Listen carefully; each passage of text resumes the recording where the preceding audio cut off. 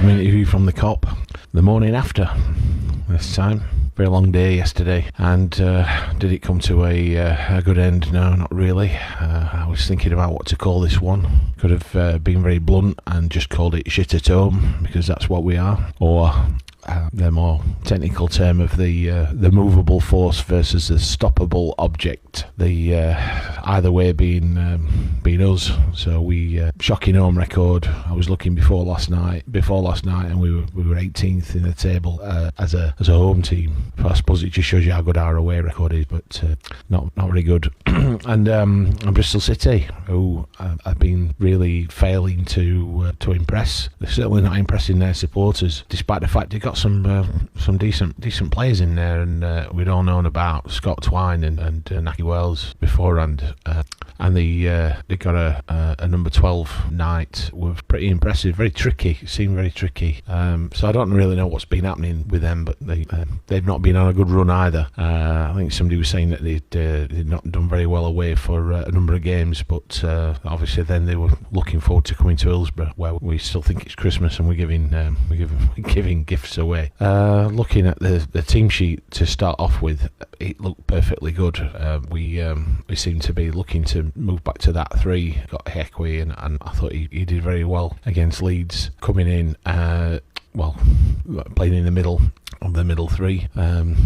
Charles, could it be swan song? Well, we don't know, but there's a few theories going around. We're banning in the middle and not playing Gassama and Masaba and Gassama again had a fantastic game. He is a real talent, and he'd be worth some money now. Not that we'd want to let him go with Windass on the other side. No, Oakbow up front, and it looked pretty good to me. I think that's probably about as good a team as we could put out, really. And going 1-0 up after 16 minutes, we with Gassama again, some fantastic play. And Wednesday at times yesterday were playing that ball around really, really beautifully. The proper Jekyll and Hyde team. So they're playing the ball around really well. Soon after, Twine got a booking, and we're thinking, great, this could be pretty good. But Shea Charles got involved in that one as well. By the looks of it, I mean, Twine came in and did a bit of a nasty tackle. Charles did a bit of a push, and the referee deemed that they were both as bad as each other, so they both got booked. So seemed to be a little bit happy to stop the game, unlike the referee against Leeds, which were just letting anything go. 1-0 up, and we were looking pretty comfortable. It looked like we were going to push on, and I think we were thinking that we should have gone in at half time at 2-0 up. Everybody was saying it. Well, we should have been 2-0 up, quite comfortable. They had a bit of spelling in the first half, but when we came back, we seemed to handle everything that they were doing very well. But at half time, a bit strange really. Charles got substituted, so he didn't come out for the second half. Really strange. And lots of theories going around. Well, if this is his last game, is he protecting him because he's on a booking? Why would you protect somebody who's not going to be coming back to you? So does that mean he's coming back? And then you're thinking, well, what happens if he actually were injured? And I don't as of yet know, but he didn't come out for the second half. And then shortly after half time, they equalised. A really, really straightforward goal. Probably you could say well taken, but yeah, their player was just in acres of space. Naki Wells headed it in at 1-1. But you thought, well, we're going to push on. A couple of minutes later, Bernard, and we had to. I think everybody took a second and a third look. We were looking at the replays because Bernard took his goal really, really well. And I think of late he's not necessarily been that player that we've come to expect, that assured player, but he seemed to wanting to get a little bit more forward, and he just ran through, and I think somebody compared him to Van Persie. He just slotted it in just like an accomplished midfielder. And we know that he can play up there, but they seem to be doing this total football at the minute, where they're all playing all over the place. Whether they understand it at times or not is another matter. So 2-1 up, and again, thinking things are back on track. And yeah, we had a few issues. They brought off Twine and Wells, which was a bit strange from them, thinking, you know, what they're doing. They got some incredible players on the bench that came in to replace. It seemed to give them a little bit more momentum, actually, but then we had injuries and we had to take Gassama was knackered by that point. It was like 60 odd minutes. So he went off and he'd been a constant thorn in their side. Valentin had been playing well and he went off injured. You're then thinking there's 3 players that have actually gone out that were playing really well. So I don't really know what happened, but we fell to pieces. Absolutely fell to pieces. And in the closing moments of the game, we've done it so many times before. We've seen it under Darren Moore a lot, where we absolutely froze as a team, not just as a defence but as a team, and just everything was coming at us. And you could almost say, well, at that point the commentators were saying, and Bristol City continue to dominate world football with their incredible play.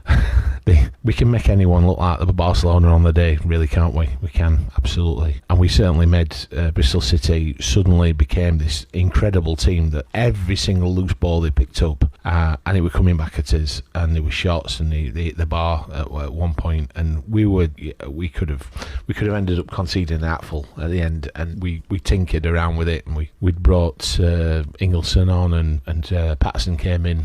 So you just think, well, we could perhaps steady the ship, and Danny Roll going crazy on the touchline, but we just absolutely panicked, and I don't know whether there were a few players tired at that point, because it's times like that, you've got players like Bannon that would grab hold of the game by the scruff of the neck. See, Shea Charles just shows what kind of influence he has, but I just don't know why he went off at half time. So we'd conceded and 2-2, and we were incredibly lucky to escape with a draw out of that game, and a draw against a team that they were a place above us at the time. They were 10th, we were 11th.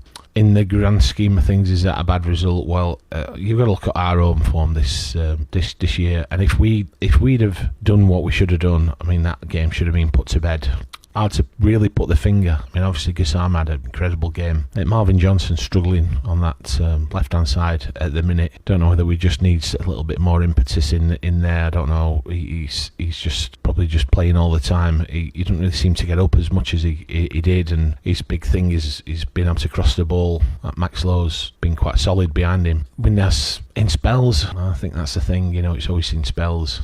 And Ugbo, it's still just not working for him. He's putting a shift in. He really is. I don't think you could really blame anybody in particular. It was a collective decision really last night, that when they were just coming at us, and we just didn't seem to, whenever we were clearing the ball, we were just walloping it anywhere, and it just came straight back. So you could probably give different ratings for that period of the second half. Everybody probably about a 4 or a 5, and the rest of the time probably about a 7. They were doing quite well, apart from Gassama, probably a 9.